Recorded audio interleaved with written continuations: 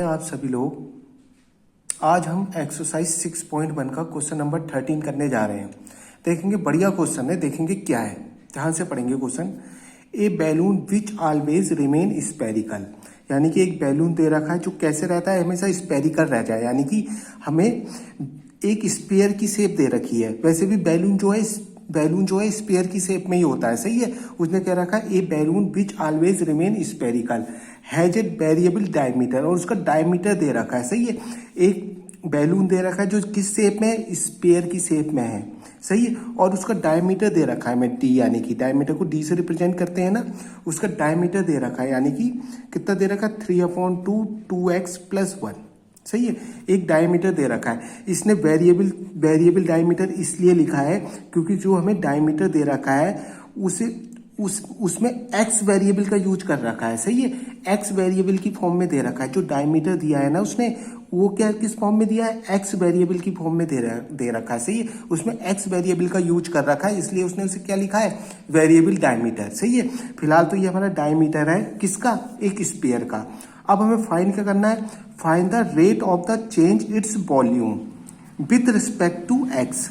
हमें क्या निकालना है, देखो वॉल्यूम का चेंज, वॉल्यूम में कितना चेंज लेकर आया है, सही है। यानी कि हमें डी भी निकालना है, सही है। वॉल्यूम का रेट चेंज निकालना है ना, वॉल्यूम में कितना चेंज आया है, किसके रेस्पेक्ट में। देखो जब कुछ नहीं होता तो हम टी के रेस्पेक्ट में निकालते हैं, बट यहाँ हमें दे रखा है विथ रेस्पेक्ट टू एक्स निकालना है हमें, सही है। हमें जो वॉल्यूम का चेंज निकालना है विथ रिस्पेक्ट टू एक्स निकालना है, यानी कि dv/dx निकालना है, सही है। मैंने कहा था इन क्वेश्चनों को करने का क्या रूल है। सबसे पहले तो हम मेन फार्मूला लिख लेते हैं। किसका लिखेंगे, वॉल्यूम की बात करिए तो वॉल्यूम का मेन फार्मूला लिख लेंगे। किसके वॉल्यूम का, स्पेयर के वॉल्यूम का। देखो स्पेयर के वॉल्यूम का जो मेन फार्मूला होता है वो होता है 4/3 πr³, सही है।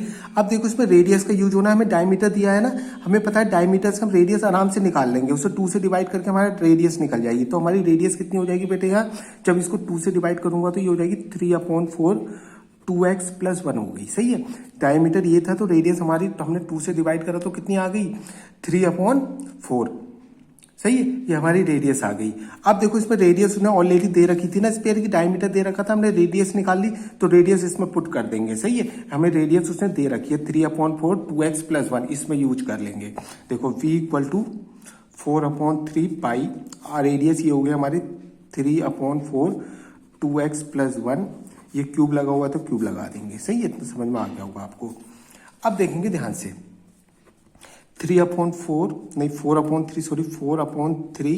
सही से लिख देंगे 4/3 पाई। इसका क्यूब खोलेंगे तो ये 3/4 का क्यूब हो जाएगा बेटे, सही है। क्यूब अलग अलग कर लिया, इसको क्यूब दे दिया और इसको भी क्यूब दे दिया अलग से मैंने, सही। दोनों पे क्यूब लगा था ना, तो इसने अलग अलग बांट लिया अपना क्यूब। इसने कहा मुझे मेरा क्यूब दो और इसको इसका क्यूब दे दिया, सही है। अब क्या करेंगे, देखो ये कट जाएगा। देखो 3 से इसकी 1 पावर कट जाएगी, 4 से इसकी 1 पावर कट जाएगी, तो क्या बचेगा हमारा, 3/4 का स्क्वायर बचेगा, समझ गए। देखो 3 से 1 पावर गई, 4 से 1 पावर गई, तो 3/4 का स्क्वायर ही तो बचा। पाई ये है 2x+1 का क्यूब, सही है। अब देखेंगे, इसको खोल लेते हैं, कितना आ जाएगा बेटे, ये 3 3 जा 9, 4 4 जा 16 हो गया, पाई 2x+1 का होल क्यूब। हमें dv/dx निकालना है ना बेटे, तो x के रेस्पेक्ट में डिफ्रेंशिएट करेंगे इसको, सही। इतना तो पता है हमें किसके रेस्पेक्ट में डिफ्रेंशिएट करना है, x के रेस्पेक्ट में। देखो differentiation with respect to x। अब x के रेस्पेक्ट में से डिफ्रेंशिएट करेंगे तो dv/dx हो जाएगा। ये तो कांस्टेंट है, ये तो बाहर निकल जाएगा, सही है। अब इसका पहले पावर का होगा, x की पावर n से, सही है। तो क्या होता है, देखो x की पावर n का जो डिफरेंशिएशन होता है क्या होता है, n x की पावर n-1 होता है। इसकी पावर स्टार्टिंग में आ जाती है और इसमें से 1 माइनस हो जाता है, तो इसी बेस पे इसका होना है, सही है।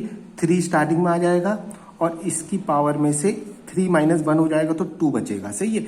चैन रूल से अब इसका होगा, अभी तो पावर का हुआ है ना, अब इसका होगा। देखो चैन रूल से अगर मैं इसका करूंगा 2 तो बाहर निकल जाएगा, x का 1 आ जाएगा और 0 हो जाएगा, खाली 2 रह जाएगा, सही है।